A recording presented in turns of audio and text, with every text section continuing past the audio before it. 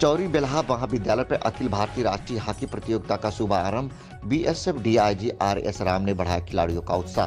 तरवा आजमगढ़ में पूर्वांचल का बहुप्रतिष्ठित राष्ट्रीय हॉकी प्रतियोगिता का शुभारंभ भूतपूर्व स्वतंत्रता सेनानी स्वर्गीय बाबू चंद्रदीप सिंह की 8वीं पुण्यतिथि पर अखिल भारतीय इनामी हॉकी प्रतियोगिता का शुभारंभ हुआ, जिसके मुख्य अतिथि स्वतंत्र प्रभार खेल मंत्री गिरीश चंद्र यादव और विशिष्ट अतिथि कुलपति प्रदीप शर्मा रहे।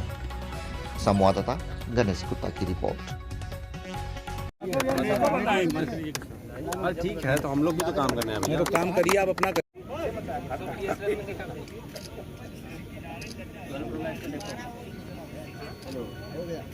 रही है, क्या कहेंगे राष्ट्रीय स्तर की? सर्वप्रथम जो स्वतंत्रता संग्राम सेनानी हैं चंद्रदीप सिंह जी कि उनकी 8वीं पुण्यतिथि के अवसर पर ये हॉकी की प्रतियोगिता का आयोजन हुआ। देश की आज़ादी दिलाने में इनका महत्वपूर्ण योगदान है। सर्वप्रथम मैं उनको जो है स्मरण करता हूँ, उनको नमन करता हूँ, उनको श्रद्धा सुमन अर्पित करता हूँ। मैं धन्यवाद देना चाहता हूँ उनके परिजनों को, जिन्होंने उनके इस पुण्यतिथि के अवसर पर खेल कूद की प्रतियोगिता को आयोजित करके युवाओं को जोड़ने का प्रयास किया है। मुझे ये भी बताया गया है कि लगातार 8 वर्षों से निरंतर यहाँ प्रतियोगिता का आयोजन होता है और बड़े अच्छे खिलाड़ी यहाँ प्रतिभाग करते हैं। निश्चित रूप से जो स्वतंत्रता संग्राम आंदोलन में जिनकी भूमिका थी और उनके परिजनों ने इस आयोजन करके एक तरह से कहा जाए कि हर वर्ष उनको याद भी करते हैं, उनको स्मरण भी करते हैं और युवाओं को जोड़ने का प्रयास करते हैं। इस सब के लिए उनके परिजनों को बहुत ढेर सारी बधाई, शुभकामना, उनके संक्षिप्तकों के आयोजकों को। निश्चित रूप से आज जो आयोजन है, इस आयोजन में जो हमारे विजेता होंगे वो विजेता होंगे। अग्रिम रूप से मैं खेल मंत्री होने के नाते उन सबको बहुत ढेर सारी बधाई और शुभकामना देता हूँ। खेल में कभी हार नहीं माननी चाहिए। खिलाड़ियों के लिए मेरा संदेश इस बात का है, खेल में संभावनाएं निरंतर बनी रहती है और जो भी यहाँ विजेता होंगे और जो नहीं जीतेंगे, मेरा उनके लिए एक संदेश है कि इस बात का संकल्प लेके जाएंगे कि जब अगली बार आयोजन होगा तो हम ही विजेता और उपविजेता होंगे। ये खिलाड़ियों के लिए इस भाव, इस संकल्प के साथ जाने की आवश्यकता है। हमारे देश की सरकार और प्रदेश की सरकार माननीय प्रधानमंत्री जी के मार्गदर्शन में और उत्तर प्रदेश के यशस्वी मुख्यमंत्री जी के निर्देशन में खेल में निरंतर एक तरह से कहा जाए कि प्रगति के पथ पर आगे बढ़ रहा है। देश भी बढ़ रहा है, प्रदेश भी बढ़ रहा है।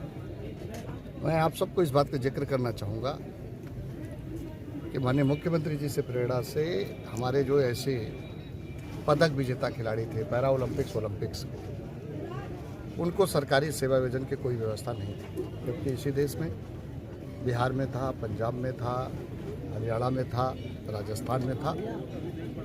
लेकिन माननीय प्रधानमंत्री जी के मार्गदर्शन में मेरठ में खेल विश्वविद्यालय बनने जा रहा है। लगभग 1000 करोड़ की लागत से वो विश्वविद्यालय बनेगा। उत्तर प्रदेश के खिलाड़ियों के लिए आगे बढ़ने के लिए और उनके आगे जाने के लिए मार्ग प्रशस्त करने वाला विश्वविद्यालय होगा। तकनीकी जानकारी उनको हासिल करके आगे बढ़ सकते। ग्रामीण इलाकों में प्रतिभाएं बहुत हैं। मैं जिक्र कर रहा हूँ, ग्रामीण की भी बात कर रहा हूँ। मैं ग्रामीण की इसलिए आपने जब उठाया विषय तो जानकारी ले लीजिए पूरी। हमारे युवा कल्याण विभाग ग्रामीण अंचलों में खेल को बढ़ावा देने के लिए काम करता है। खेल विभाग भी करता है, विशेषकर युवा कल्याण विभाग करता है। सन 1980 से लेकर 2017 तक कुल 81 स्टेडियम बने थे ग्रामीण अंचल।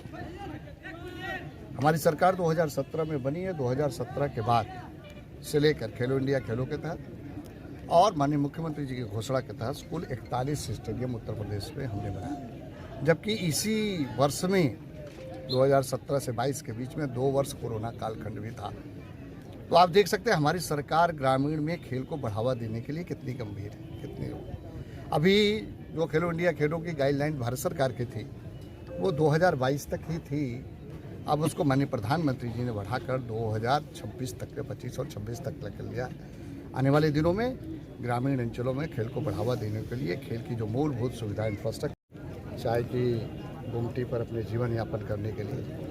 तो माननीय मुख्यमंत्री जी ने उसी समय इस बात को संज्ञान में लिया था कि जब हमारा खिलाड़ी जीतता है, पदक पाता है और जिस प्रदेश का रहता है हम लोग उसमें गौरवान्वित महसूस करते हैं, उन पर गर्व भी करते हैं कि हमारे प्रदेश का नाम रोशन किया।